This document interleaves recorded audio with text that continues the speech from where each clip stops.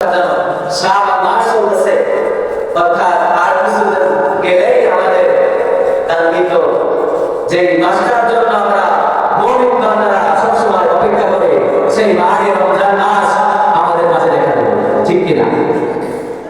তো এই মাহে রমজান মাস আসার আগে আমাদের কিছু করণীয় আছে। দীর্ঘ 11 মাস আমরা যে যা কিছু করছি না কেন, যত অন্যায় অবিচার কাজ করছি না কেন, এই মাসে আমরা আস্তে আস্তে আল্লাহ তাআলার কাছে কাজ ধীরে তওবা করব। যে মাহে রমজান মাস আসার আগে আমি আপনি যেন আল্লাহ তাআলার কাছে সমস্ত গুনাহ থেকে ক্ষমা চাইব, মাফ চাইব। আল্লাহ তাআলার কাছে বলবো, ইয়া আল্লাহ, আপনি আমাকে ক্ষমা করে দিন। আমার আপনার এই মাহে রমজান মাসটাই কিন্তু আমার এখন জীবনের শেষ রমজান মাস হইতে পারে। আমি আপনি যে এই মাহে রমজান মাসে রোজা থাকবো, এর কিন্তু কোনো গ্যারান্টি নাই, আছে? কোনো গ্যারান্টি নাই। এই যে মাহে রমজান মাস আসতেছে, আমি আপনি যে রোজা থাকবো, এর কিন্তু কোনো গ্যারান্টি নাই। এই মাহে রমজান মাস আসার আগ থেকে আমাকে আপনাকে প্রস্তুতি গ্রহণ করতে হবে। কি করতে হবে? এই মাহে রমজান মাস আসার আগে আমাকে আপনাকে প্রস্তুতি গ্রহণ করতে হবে। বেশি বেশি রোজা রাখতে হবে, নফল নামাজ বেশি বেশি পড়তে হবে। তাহলে কি হবে? আমি আপনি রমজান মাসে তারাবি পড়তে যে আমার আপনার কষ্ট হবে না, রোজা থাকতে গিয়ে কষ্ট হবে না। কারণ ওই যে শ্রাবণ মাসটা আমি আপনি রোজা রাখছিলাম, যার ফলে আমার আপনার কিন্তু রমজান মাসে কষ্ট হবে না। তাহলে তার কাছে সবসময় আমার আপনার হায়াত দিতে চাবো, আল্লাহুম্মা বারিক ফি ওয়া সাবাত ওয়া বারিকনা রমজান। এই তো আল্লাহ তাআলার কাছে বেশি বেশি করে করতে থাকবো যে আল্লাহ, আপনি আমার হায়াতের মধ্যে বরকত দান করুন, আপনি আমার হায়াত দীর্ঘজীবী করেন, আমাকে রমজানের রহমত, বরকত, মাগফিরাত, নাজাত করে দিন। এইভাবে আল্লাহ তাআলার কাছে দোয়া করব। আর রমজান মাসে আমরা রোজা থাকি ঠিকই, কিন্তু আমার আপনার জবানকে আমরা হেফাজত করতে পারি না। এই জবান দ্বারা আমি আপনি অন্যের গীবত শিকায়ত করে বেড়াই, অন্যর নামে বদনাম করে বেড়াই। সোহেল ভাই, রোজা থেকে আপনি যদি এই সমস্ত কাজ করে বেড়ান, আমার আপনার শুধু কষ্ট করে রোজাই থাকা হবে, ওই রোজা আমার আপনার দ্বারা কোনো কাজে আসবে না। ওই রোজা কিন্তু আমার আপনার কোনো কাজে আসবে না। যদি আমি আপনি রোজা থাকা অবস্থায় নিজের জগৎটাকে যদি হেফাজত না করতে পারি, এখন বলবেন ভাই রমজান মাসে তো সমস্ত শয়তান বন্দী থাকে, তাহলে এই যে সমাজের মধ্যে মারামারি, সরকারিতা, এইগুলো কেন হয়? রমজান মাসে তো শয়তান বন্দী, অথবা কিভাবে এগুলো কিভাবে করবে? এইটা আমি আপনি যে 11 মাস এইগুলো করে আসি, ওই অভ্যাসটা আমার আপনার ভিতরে থেকে যায়, যার ফলে আমি আপনি এই রমজানে রোজা থাকায় রোজা অবস্থা থেকে অন্য বিপদ ছেড়ে চলে বেড়াই, অন্য নামে বিপদ দিয়ে বেড়াই। তারপর দেখা যায় কিছু থেকে কিছু হলে জ্ঞান পেশা শুরু করে দিই। এইগুলা আমরা আস্তে আস্তে এখান থেকে একটু দূরে থাকবো। এই রমজান মাসটা কিন্তু অত্যন্ত গুরুত্বপূর্ণ একটি মাস।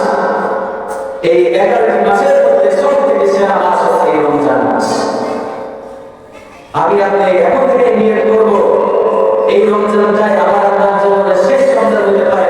এই কারণে আমি আপনি এখন থেকে নিয়ত করবো যে এই রমজানের প্রত্যেকটা রোজা চিন্তায় সেই সুন্দরভাবে আমি আপনি যেন থাকতে পারি, করতে পারি, এই নিয়তটা করবো।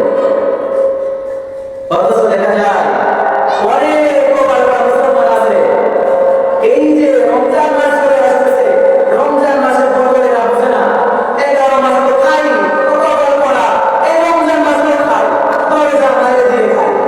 অনেক হোটেলে দেখাবেন মা বোনরা পর্দা ব্যবস্থা না করো, অনেক হোটেল আলাদা পর্দা করে। এখন বলবেন কিভাবে পর্দা করে? দেখবেন এই রমজান মাসে হোটেলটা এমন সুন্দর করে ঘিরে ভিতরে খাওয়া দাওয়া চলে, সারাদিন খাওয়া দাওয়া চলে। কিন্তু হাদিস শরীফের মধ্যে আছে এই রমজান মাসের মধ্যে কেউ যদি দিনের বেলা পানাহার করে, অর্থাৎ দিনের বেলা যদি কিছু খায়, সে যেন ওই খাবারটা খায় না, সে যেন আগুন আগুন এই আগুন ছিল না, এই আগুন তাহলে বুঝতে পারছেন কত বড় একটা কথা। এর বড় আমরা কিছু কথা বুঝতে চাই না। অথচ দেখেন রিক্সা চালায়, কেউ খামার কাজ করে, তারপরও রোজা ছাড়ে না। এরকম বাধা আছে না নাই? অবশ্যই আছে। তাই সে পারলে আপনি কেন পারবেন না এই মাহে রমজানে রোজা রাখতে? একটা মাস বাকি আছে, আল্লাহ তাআলা অনেক নিয়ামত আপনাকে দিয়েছে, আপনি এই কাজগুলো খান, চলছে। আবার কিছু কিছু সময় দেখা যায় মা বোনেরা মনে করে যে এই রমজান মাসটা মনে হয় খাওয়ার জন্যই আসছে। পুরুষের রমজান মাসটা কাটে ভালো জানেন? পুরুষের রমজান মাসটা কাটে বাজার করতে করতে, আর মা বোনের কাটে রান্না বান্না করতে করতে। ইবাদত করতেছে, এই ইবাদত করার সময়টাই পায় না আমাদের। অনেক সময় দেখা যায় যে ইবাদত করার সময় পায় না। সেই সকালে ফজরের পর থেকে রান্না শুরু করে, সারাদিন রান্না করতেই থাকে, তার ইবাদত করার সময় পায় না। এই রমজান মাসটা সমস্ত কাজ থেকে আস্তে আস্তে কাজগুলো কমিয়ে দেওয়া, রমজান মাসে বেশি বেশি ইবাদত বন্দী করা। রমজান মাসে বেশি বেশি যদি আমি আপনি যদি ইবাদত বন্দী করে আল্লাহ তাআলার কাছ থেকে আমি আপনি যদি আমার আপনার গুনাহগুলো যদি মাফ না করে নিতে পারি, আমার আপনার মতো বড় টাকা এই আসমানের নিচে জমির উপরে আর কেউ হতে পারে? আর কেউ হতে পারে না। এই কারণে ভাই এই রমজান মাস আসার আগে আমাকে আপনাকে সংশোধন হতে হবে। এই রমজান মাসে আমি আপনি কি করবো? আমার আপনার জীবনের মধ্যে একটা শিকড় তৈরি করে দেবো। এত সময় সকাল থেকে এই পর্যন্ত আমি তো ঘুমাবো, ঘুম থেকে উঠে এই কোরআন তেলাওয়াত করবো। এমনি এমনি তো মাসে ভাইরা তেমন সুযোগ পাই না, কিন্তু রমজান মাসে কিন্তু অনেক শিক্ষা প্রতিষ্ঠান শুরু থাকে, অনেক কাজ কাম থাকে। আমি আপনার চেষ্টা করবো রমজান মাসে বেশি বেশি কোরআন তেলাওয়াত করা। রমজান মাসে কিন্তু সবকিছু সব বেশি, শ্রদ্ধা করলে সব বেশি, রোজা রাখলে রোজা বেশি, রোজা করলে কোরআন তেলাওয়াত করলে সব বেশি। আমরা জানি সবই, কিন্তু আমাদের জানার কথা, আমাদের মানার কথা। এই যে রমজান মাস আসতেছে, আমরা সবাই চাই আমাদের রোজা রাখতে হবে, নামাজ পড়তে হবে, বেশি বেশি করে ইবাদত করতে হবে। এটা জানা সত্ত্বেও অনেক মুসলমান দেখা যায় অনেক মুসলমান বলে থাকে না। তাই এই মাহে রমজান মাস তো প্রতি মাসেই থাকে না, মাত্র একটা মাস। এই মাসের অনেক গুরুত্বপূর্ণ মাস, অনেক মর্যাদাপূর্ণ একটি মাস। এই মাসে যে এত নিয়ামত আছে, এই মাসের ভাষা প্রকাশ করে। এই মাহে রমজান মাসে আসার আগে আমি আপনি কি করবো? আপনার যে জাকাত দিবেন, ফিতরা, এই রমজান মাসে আসার আগে আমি আপনি চেষ্টা করবো এই জাকাতগুলো দিয়ে দেবো, ফিতরাগুলো দিয়ে দেবো। এতে কি হবে? এতে ওই যে একটা রোজাদার ব্যক্তি, ওই অসহায় ব্যক্তি, তারা যে রোজা থাকবে সেই সময় সে সবসময় টেনশন করে যে মাহে রমজান মাস চলে আসতেছে, কিভাবে পরিবার পরিজন নিয়ে রোজা রাখবো, কিভাবে ইফতারি করবো, কিভাবে সেহরি করবো। এই চিন্তা সে করতে করতে সময় পায় না।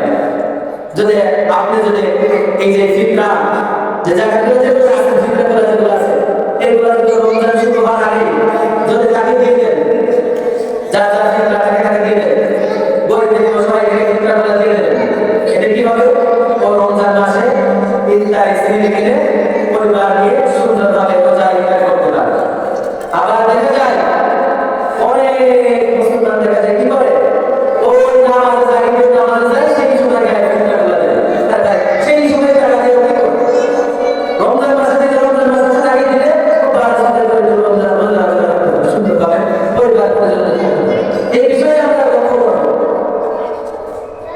আমি আপনি লক্ষ্য করবো রমজান মাসে এই যে গাদা গাদা ইফতারি নিয়ে আমি আপনি বসে থাকি, অথচ আমার পাশের বাড়ি ওরা একদম অসহায়, ওদের ইফতারি কাটে এক গিলাস পানি আর একটা খেজুর দিয়ে। এগুলো আমি আপনি লক্ষ্য করবো। রোজাদার ব্যক্তিদেরকে ইফতারি করে